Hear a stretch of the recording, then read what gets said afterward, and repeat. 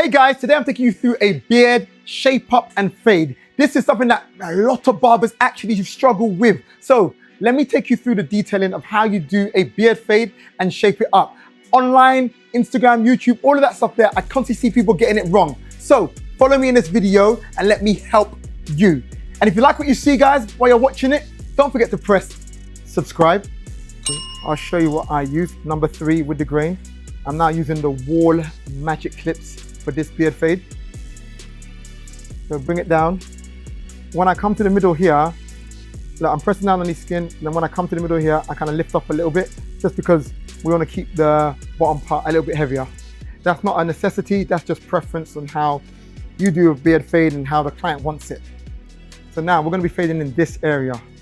So yeah, we're going to be fading in this area here. So what I tell people to do first of all is follow the natural blend that might be there a little bit. So open one, come down, and I flick out. And where I flick out is where I want the fade to stop. Well, no, where I want the fade to start, sorry. Because the fade will start in this area here and it will stop up here. So wherever you put your line, like a skin fade, that's where your fade will end. So let's say I put my line a little bit lower. Let's just go a little bit lower, down here. So the fade is going to end there. So come through and flick out where I want the fade to end. Now the important part of this fade is actually this area. So let's work on this area first. So with the 1.5, what I'm doing is reducing the hair. I'm gonna flip it around, and here, even before we focus on here, because trust me, this part is very easy. This is the part you need to get right. I lightly just flick out in this area. I've already sculpted in my head where, you know, the fade is going to be. I've already told you, I visualized it.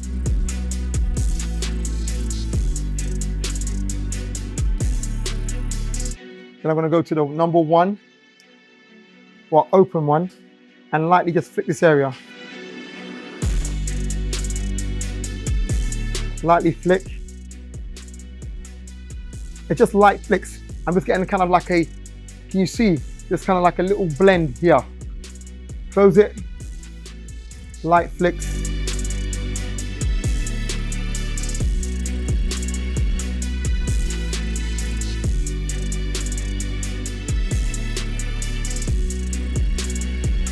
Once I've got that area, look how simple it is to fade out this area. That's why I say work on this area first. This is just one technique. There are other techniques you can use. There's other techniques I use. So now with the number 1, I just go up and through the whole way. And then with the open blade, I just flatten that area, flip it around. Now with the number 1, I start from there. With the open blade, go up a little bit higher and go through. Close the leaf a little bit, go up a little bit and flick out. Close the leaf a little bit more and just on the top part, flick out. Now we have a fade there. Now, once we shape it up, what you'll see is when you shape up, you may look at the beard fade and say, look, this is not really looking the best. But from the shape up, you can look at it and say, okay, how do I change it? Do I need to blend in more this area, down here? Is this too heavy? But you just move on to the fade. Well, I say move on to the fade, move on to the shape up. Everybody likes their beards different, so there isn't kind of one size fits all. So don't kind of go to every beard and do the same thing. Some people like a very high line, some people like a lower line. Some people like it super high where it's very light and, you know, it may seem like, you're barely grabbing any hairs. Other people, they want it to be shaped up where the densest part is. So some people want the line straight, some people want it curved. So there's so much variations when it comes to doing a beard fade and shape up. So you've got to really know what the client wants, because there's no right and there's no wrong. I find it strange when people sometimes say, oh, you should have done his beard like this, you should have done his beard like that, and why would you bring his line so high, or why would you bring his line so low? And I'm just like, you do what the client wants. So the client I've got right now, I'm gonna start right at the edge. He's not really too fussed, to be honest, kind of where the line is, as long as it's high-ish up. So he doesn't care if it's up there or even slightly lower than here. He just wants it kind of high-ish. So he's kind of given me the authority to judge and discern, where I think the line should be, within reason.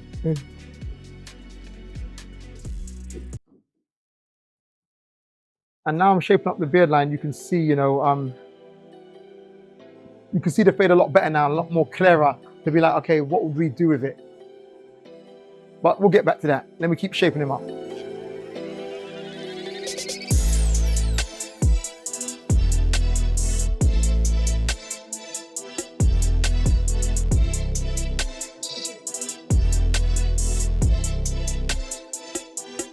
Now, what a lot of barbers do, which I have seen, and this doesn't mean this is wrong, this is not wrong, this is not right, this is just what they do and what the client wants potentially, is if they haven't got like a solid, like dense, high line, then they fill it in with enhancements. And some clients want it, some clients don't. Really kind of down to you. Not down to you, down to the client. Generally, my clients don't want enhancements.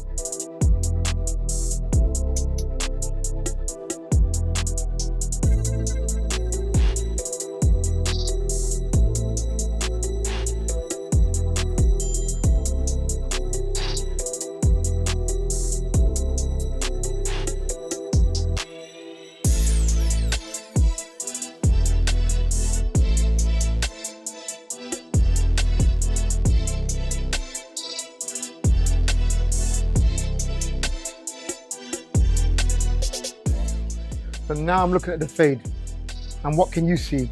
Can you see what I can see? This area here, the blend doesn't look too smooth. And this is why I say wait, just get through the fade, wait till you shape up the client, and then look at it again and see what you can do to improve it. So this area here just needs lightening up. When you see these things, guys, please don't do too much. Just go there and lightly go over that area. Because if I dig in right now, I'm gonna create a little dent in here and have to refade the whole thing. So just lightly flick, and it happens. I've done it where I've done too much, I've gone and I'm like, look at that, create another line, I have to refade it all again. It's long, just from one little mistake. And it happens most of the time as well due to rushing.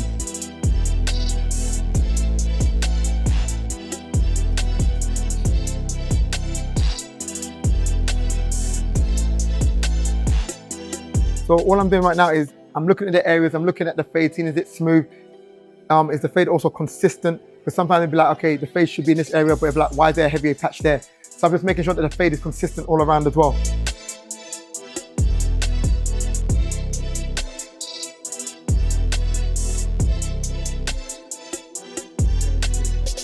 Yeah, for me, it's looking a lot better, a lot better. So what I do from here is a bit more refining. But it's important to know that you need to stop, because it's never going to be perfect and you're always going to spot something. But for me, I'm kind of happy-ish with that. Looking at different angles, once you look at different angles, you kind of get a full perspective of exactly what it is. But yeah, but I'm happy-ish with that. Now I'm going to go over the shape up to try and make this line up a bit cleaner and catch those lines a lot better. And listen, guys, I'll tell you one thing as well. The back of the beard line is so important. So often I see people with good shape up from the front, the top line, good fades, but what lets them down is this back line. Like, see how I've made that line cleaner right there? That just brings out the fade. Trust me, do not neglect the back line. Because everyone focuses on this line, and this line is important, but that back line is, I wouldn't say just as important, but it is important.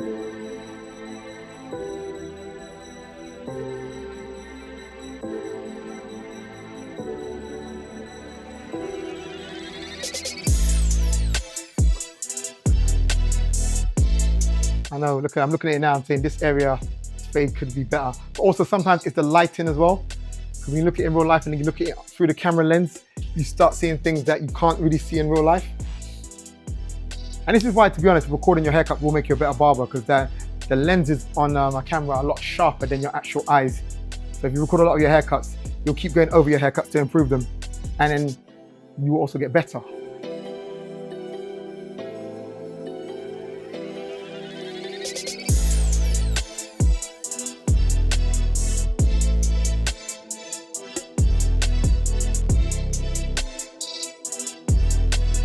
Now what I'm gonna do is just smoothing this area, go over it, just cutting off the straggly parts at the end of his beard. when you do this, it will make the beard look a lot more full. When you leave it straggly, which a lot of clients sometimes want to do because they're like, I'm growing my beard and I just don't want to cut anything, but then it just doesn't look as full and doesn't look as neat, doesn't look, apart. So if they're okay with it, cut those straggly ends to make it look more full and dense. That's another thing as well, it makes it look more dense when you actually cut those ends off. There you have it, beard shape up and fade. Did you like the video? If you did, please let me know in the comments. If you want any video tutorial, also let me know in the comments and I'll do my best to get around to it. You've been in the cut with SliderCuts. Don't forget to subscribe.